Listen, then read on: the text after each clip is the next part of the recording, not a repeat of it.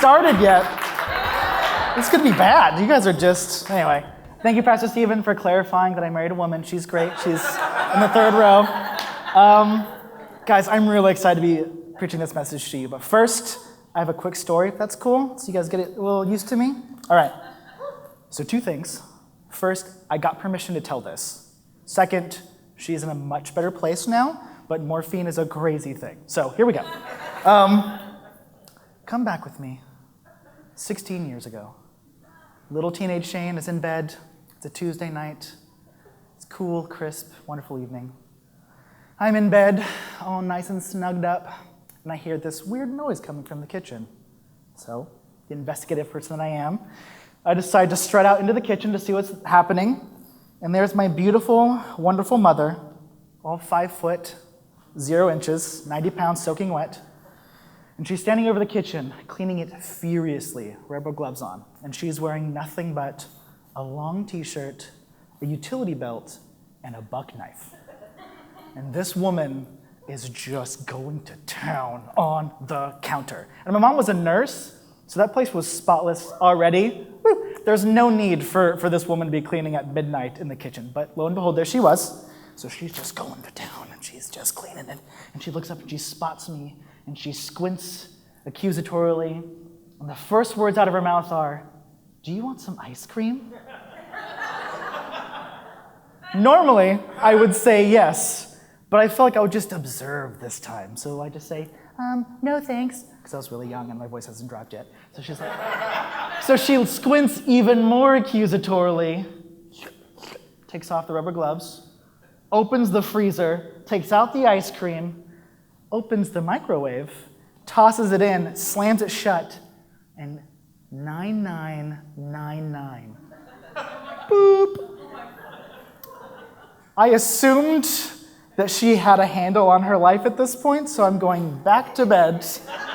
But before I can get to my room, I hear this, "Gah!" And then a couple other words that I will not say because I'm on a church platform. So I'm like, oh boy, let's go see what's happening. And the once spotless kitchen is covered in Rocky Road ice cream, and my mom is furious. So she opens up the microwave, she takes out that spinny thing that's really hard and annoying to clean, and she tosses it into the sink. Now, quick caveat. When you're on morphine, it affects your memory and can sometimes induce paranoia.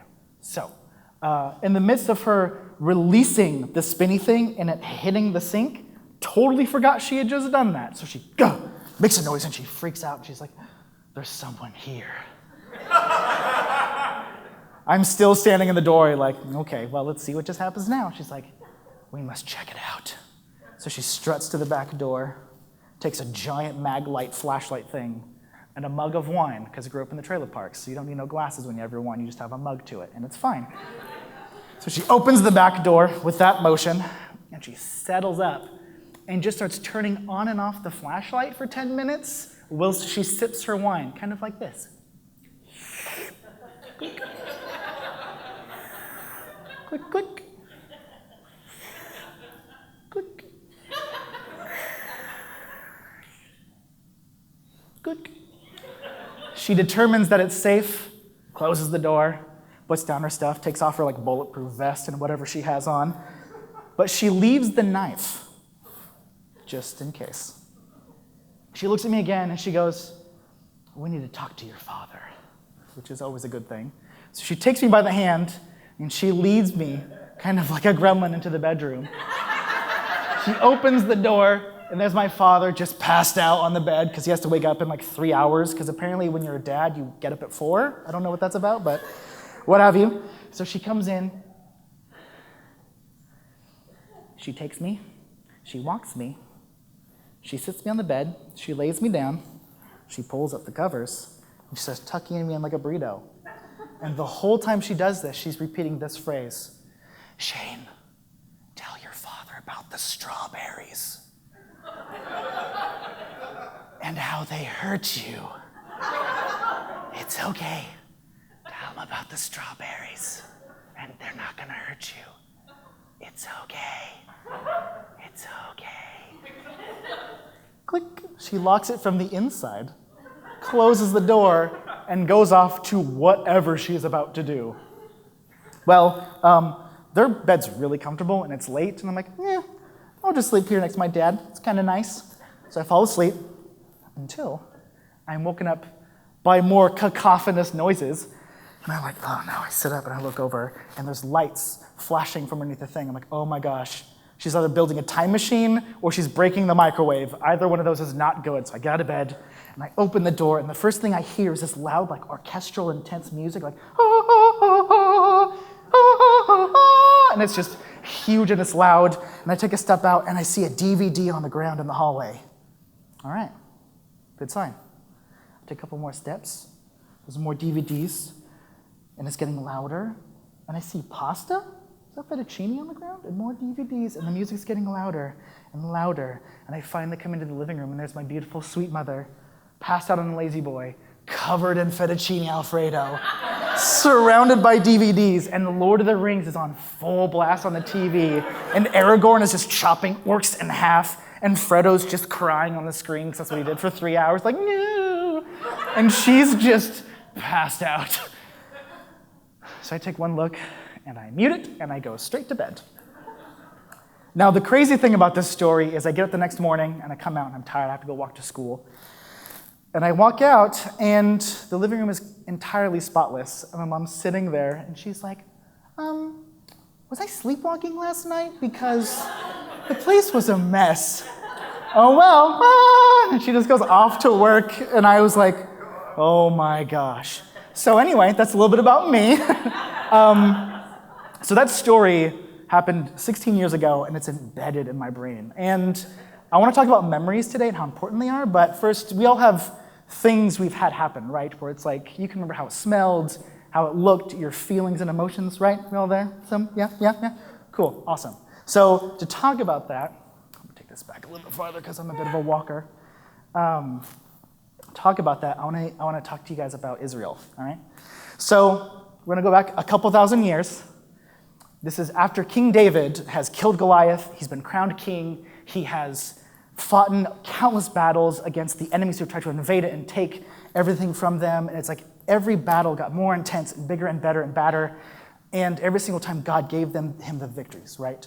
And at some point in his life, King David was promised by God that his lineage was going to carry on the throne up until the point of Jesus' birth, right? Are you with me on that? And eventually, the Messiah, they didn't know it was going to be Jesus yet, but they knew the Messiah was coming. It was going to come from David's lineage, and it was super important to Israel. It was part of the covenant. So, we're not going to talk about David a whole lot. We're going to skip a few generations, because just because that was part of his line doesn't mean that they're all good men, all right? So one of these kings had married a woman who wasn't a part of the Israelites, and her name was Athaliah. Now, Athaliah did not believe in God. She definitely don't believe in the lineage stuff. She just wanted power. So the king dies, and she's supposed to abdicate the throne to the heirs, right? But she decides that she doesn't want to do that. So she starts murdering everybody. Anybody who can lay claim to the throne. Her children, her grandchildren, second cousins, anybody who can lay claim to the throne. And the Israelites are panicking and freaking out because they think that the Davidic line is gone and that where's the Messiah going to come from, and who's this tyrant? And she's reigning. She brings in her priests who worship this really evil person called Baal, and they do human sacrifices, and it's a nightmare, right? And they're freaking out. But all hope is not lost. So over here, you have Jehoiada. I think these are some weird names. You got Athaliah over there, you have Jehoiada. And Jehoiada is the high priest. And back then, the high priest, his job was to kind of take care of the temple of the Lord. He did sacrifices for Israel, and then he was kind of an intermediary between God and the people. Are you with me so far? That was his whole job. That was it, all he was supposed to do. But it's kind of hard to do your job when the person who's supposed to running it, the whole country is, saying that God doesn't exist and destroying everything and cutting off the Davidic line and causing panic, right? So Jehoiada is not handling this well, and he's freaking out because his whole life, everything he believed in is being pulled out from underneath the rug. But all hope is not lost. His wife, who's super awesome, at some point had taken one of the babies and took him into the temple of the Lord. And together these two hid the last heir of David, the last line that could bring them the Messiah. And for 7 years, they hid him and took care of him. They took care of the promise from God in here. And sometimes quick caveat, sometimes you have to take care of the promise you've been hearing from God. You have to kind of nurture it, take care of it, even though it takes a couple years, even though it looks like chaos out there. You know what I'm trying to say? I'm getting there. So 7 years, he's illegally taking care of this kid, this promise, and if he gets found out, he's going to get murdered. But he knows he has to act soon because the people are losing hope. So he knows that even though he's still a child, that the promise has to be back on the throne so people can see that God still rules and reigns in their lives in this country. So he's like, all right, let's do it. Let's stage a coup. So he sends out his little missions and his spies. Guys, this story is, go read 2 Kings chapter 11. It is insane.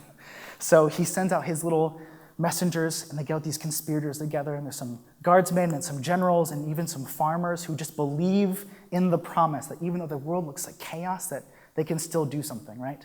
So they're all in the temple of the Lord, and they're all surrounding him, and Jehoiada is giving them the plan.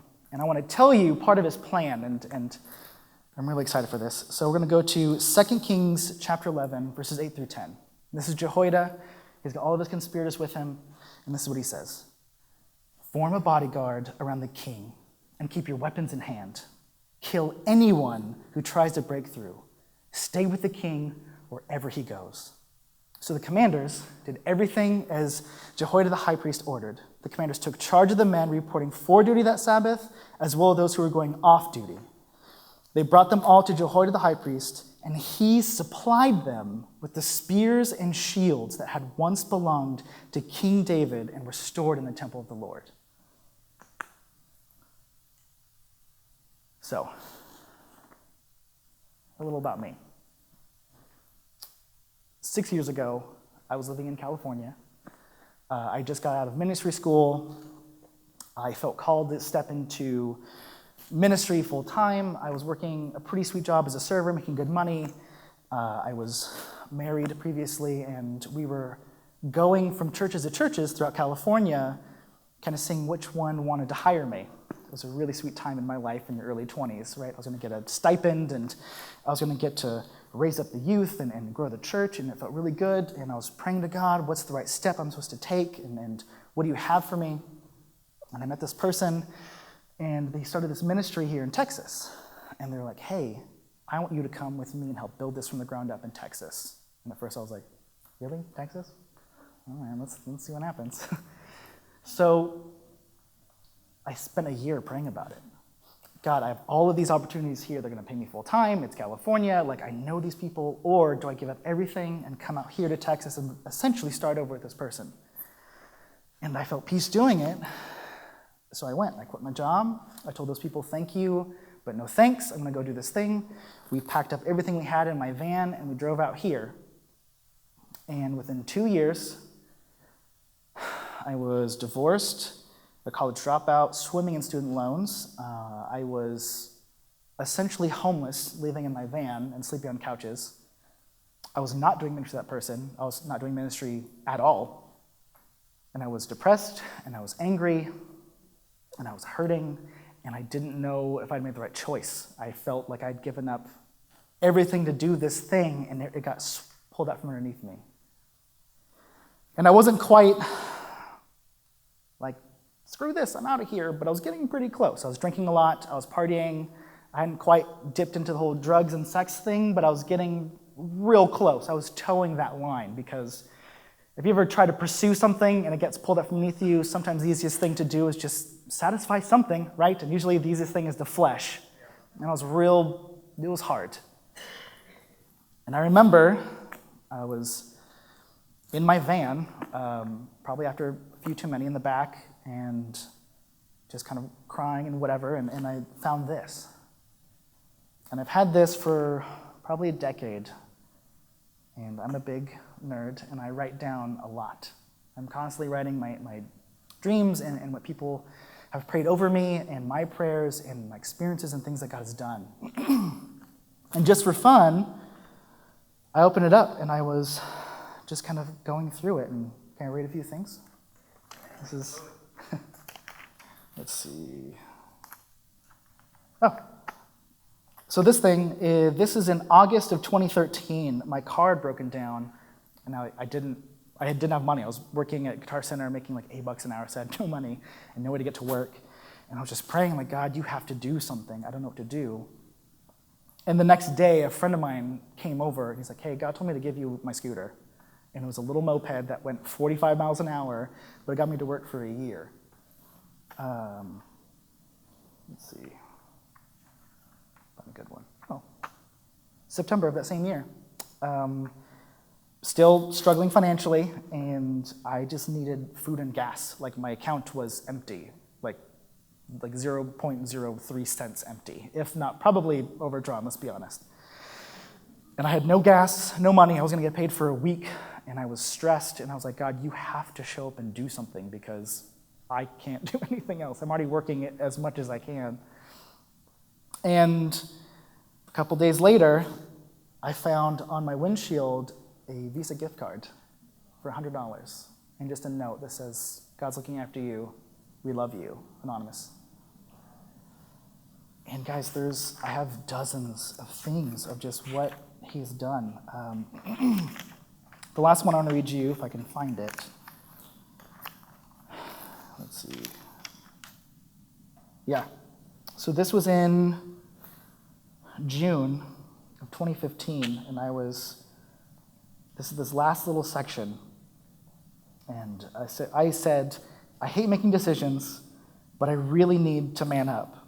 Rather, I need to get on my knees and seek out what I'm supposed to do. Is Texas really my home for the next few years, or something else before I'm reassigned to go somewhere else? And I wrote that, and I was just praying, God, I'm really lost, and I'm really doubting, and I'm in pain, but I'm trusting that you're the same God who's done those things for me before, and I'm going to trust that you're going to get me out of this mess sometimes, or somehow. And here's the thing, is when you ask that question, he will provide you an answer, even if it's not what you want it to be.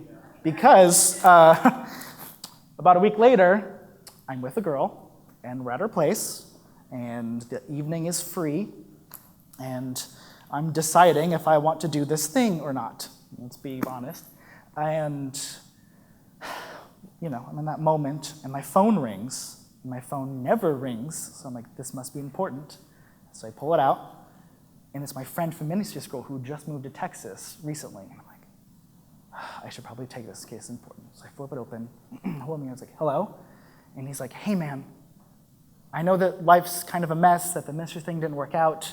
You went through a divorce, and you're just kind of confused. So my wife and I have been praying, and we decided that we would love for you to come live with us for 2 months. Rent-free, quit your job. At the time, I was working at a bar that was like a really bad situation. Like, it was not good. And he was like, quit your job, don't worry about it, just come rest and heal and figure out what the next step is for you. And I'm standing in this person's house like, really? Now? You could have waited like an hour? So I'm like, just staring at this. I'm like, but I knew this was my chance. So I was like, okay, I'll be there tonight. So I hung up the phone, put it in my pocket, and I was like, hey, something just came up. I gotta go. She's like, oh, but will I see you later? I was like, maybe it's kind of a big deal, but you're great, you're real nice. Bye. And I ran, hopped in my van, drove to his house. They opened the door, they hugged me, they prayed for me, they fed me dinner. They went me up to my own bedroom that they had set aside for me. I opened the door, and there's this little note on the pillow that says, you're in a safe place now.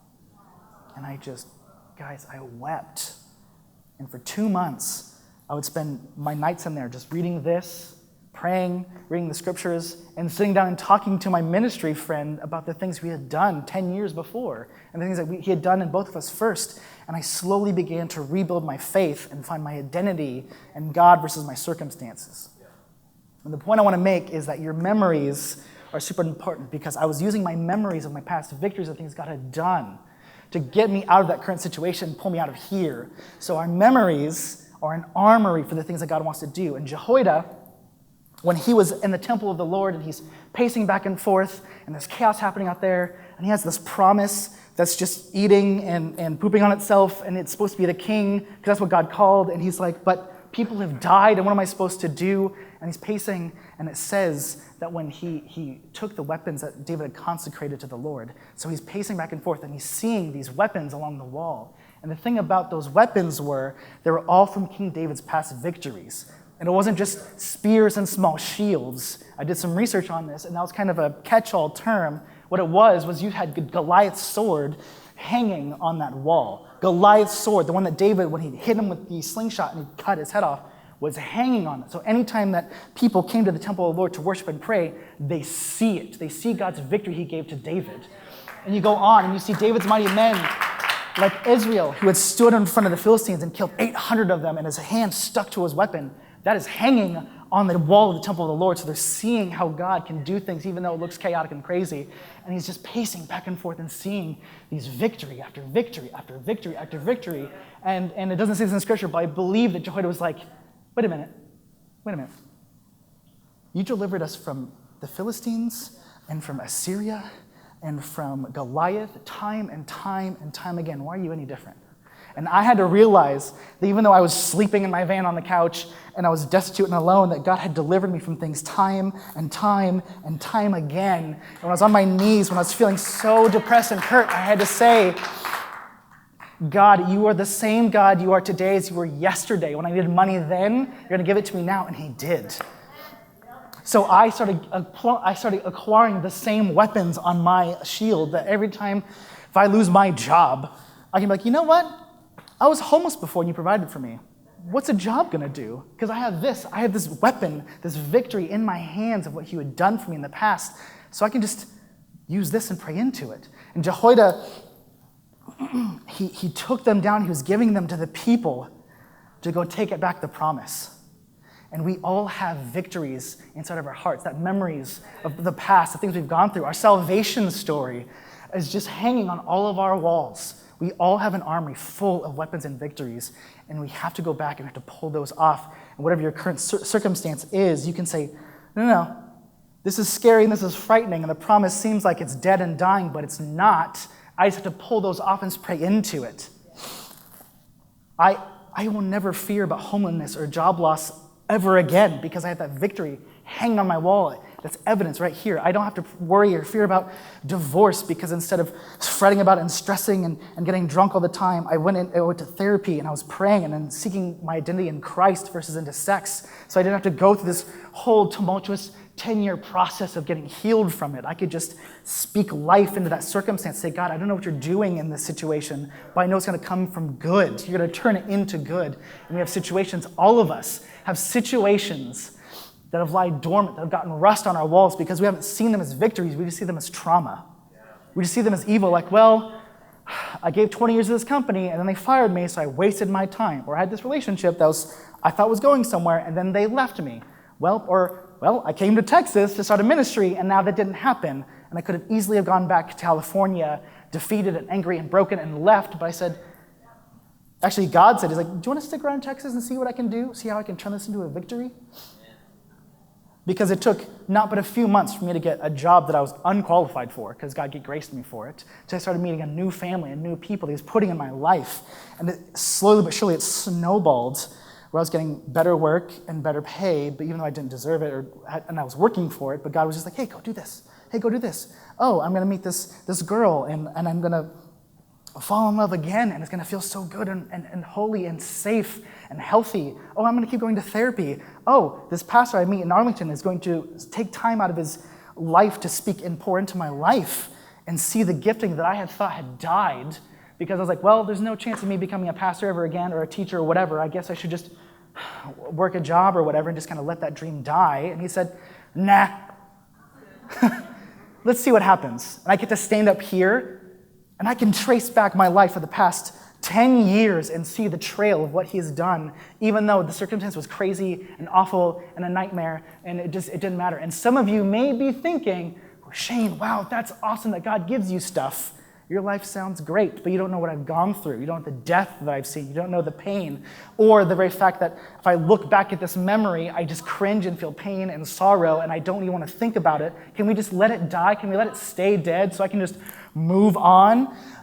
I'm going to challenge you not to, because there's something in there that God wants to resurrect and turn into a victory to put on your wall.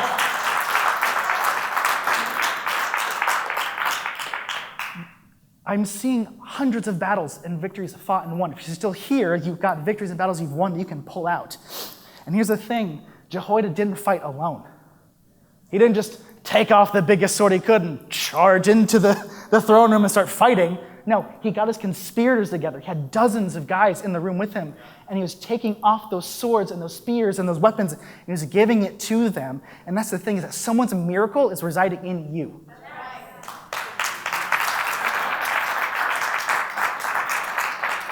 I didn't pull myself out of my bootstraps to get out of depression. I relied and leaned on people who had gone through the same experience, who were speaking and praying life and saying, you know what, Shane, this may seem painful now, but in a couple years' time, it's going to feel like just a bad dream. And you're able to look back at the situation, the scenario you had, and you can see through the pain. And it's not about wallowing in self-pity because I had a dark time. I can look back and see, wow, that really stunk and that hurt, but here's what God did in that victory. I'm not focusing on the pain. I'm focusing on the thing that God brought out of it. I'm not focusing on that, oh, I was homeless and how awful it was. No. I'm seeing how God moved me through those experiences. And you all have crazy experiences, at least like mine. And there's things that God wants to pull out of you and use. So Jehoiada's giving these weapons, right? There's probably some dude who's named Leroy. He's a farmer. He's one of the conspirators. And he's like, I don't know how to fight. I've never killed anybody, but I saw the baby, and I see the promise. I want to put it back, and I'm here. And he's like, okay, I can do this. And Jehoiada's like, okay, this guy needs some help. You know what you should get? I'm going to give you one of these spears. And he takes off one of the spears, and he gives it to him. And the spears, a quick history lesson, the spears were from the Assyrian emperor's personal bodyguard. And at the time, the Assyrians were one of the most powerful empires to exist. And they were invading Israel. And Israel was outmanned, outmaneuvered, outweaponed. And David was like, okay, God, I'm going to go fight them because you've given me the victory up till now. So let's see if you can do it again. So he mounts up with his ride-or-die crew, and they run out. And they defeated them so bad that they were routed so bad that they got to the emperor. And back then, the emperor didn't go fight in the front. He stayed in the back as the whole army did and had his personal bodyguard, which means that they were chasing the enemy so bad that they were getting to the emperor and killing his personal bodyguards because they were fleeing so fast. And the first thing David did was take those spears, bring them back to the temple, back to the people of Israel, and say, look what the Lord has done for us. He's going to do it again. And good old Leroy is standing there holding one of those spears. He's holding the victory in his hand as he's about to go commit treason and stage a coup and fight the biggest battle he's ever done. Because guess what? Battles are going to keep happening. Things are going to keep happening. There are still things, this is full of the things God has answered and done for me, but there are still things that are left unanswered. There's still things I'm praying for that haven't happened yet. There's still, bless you, there's still healings that have happened. But guess what? My mom, that I told you about in the beginning, she got in a car accident when I was 1, and she had chronic pain. And if you've ever experienced chronic pain, watching it was one of the worst experiences of my life. So they kept diagnosing her with different pain medications to fix it. She was on Dilaudid and morphine, and they kept upping the dose. But the thing about morphine is if you take it for 15 years, it loses its effect. So my mom started drinking alcohol to numb it. And if you mix morphine and Dilaudid with alcohol, weird things happen. So most of my childhood was spent watching her and taking care of her at night as her mind was deteriorating and she was getting paranoid and freaking out. And it got to the point where she was losing relationships with the family because she was saying and doing things and she had no recollection. And I remember when I got saved, when I was 15, I heard that God heals. And at the time, I thought you just smack someone on the forehead and they float and get healed or whatever. But I was just praying, God, I think you heal, but I don't know why she's not healing. I don't know what I'm going to do. And I just remember weeping and crying like, God, why won't you heal her? I don't understand why this isn't happening. Why? I spent most of my high school years kind of waiting for her to die, honestly. I assumed she was going to make it. And it got really, really bad until I was going off to basic training at 21. My mom calls me and she says, listen, my life is a mess right now, but I really do think God wants to heal me finally, and I just need your prayers and your trust. I'm going to try it. And slowly but surely, over the next 18 months, my dad and her weaned herself off of morphine by themselves. And then they weaned her off of alcohol. And the whole time the doctor was like, listen, the chronic pain that you have will probably kill you if you go off this. And she was like, okay. I'd rather have 2 years of clear mind, or God will heal me. But either way, it's got to be better than this. And then what she discovered was, after she was clean from all that stuff, that the pain was gone, that the healing had worked. She was healed. She is healed. My mom's in Europe right now with my dad, traveling,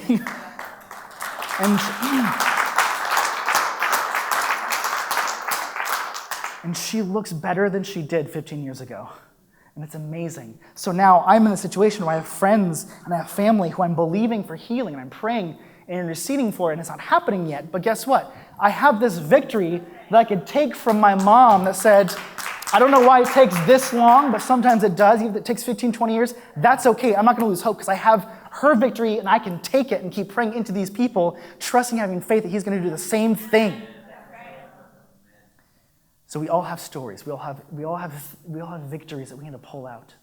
And we all have things that we're hoping for, right? We all have dreams, desires, things that hasn't happened yet. We've buried, or we have past experiences that are so dark and twisted and horrible that you don't want to bring it to the light. But God wants to turn everything we have into his good if you trust him. He wants to turn everything. So 2 things. Get in your quiet time. And I would encourage you to pull out those memories and those things. And if you need counseling, get counseling. It's great. And just, God, this is what happened to me. This is the pain that I'm feeling. This is the thing that this person did to me. This is what I did to somebody. And I don't know what to do with it, and it hurts, and it's painful. And every time I think about that moment, I just cringe, and I just want to step away from it. And it's just this black spot in my life, because God is yearning to take that and to turn it into something good and healthy, and there's a weapon in there that you can use for the future. If you're having marriage trouble, and you see couples around here that have been married for 30, 40 years, they have some victories they've gone through that you can go to them. Galatians says for us to carry each other's burdens. And part of that is us being intimate and open with each other. We can share our experiences like this. This is a little vulnerable for me to talk to you about my divorce and being homeless. But guess what? If someone's gone through homelessness or divorce, I know what it's like to go through it. And I have things that I did that God showed me, revealed to me, that can look back on those experiences and say, wow, yeah, God is really good.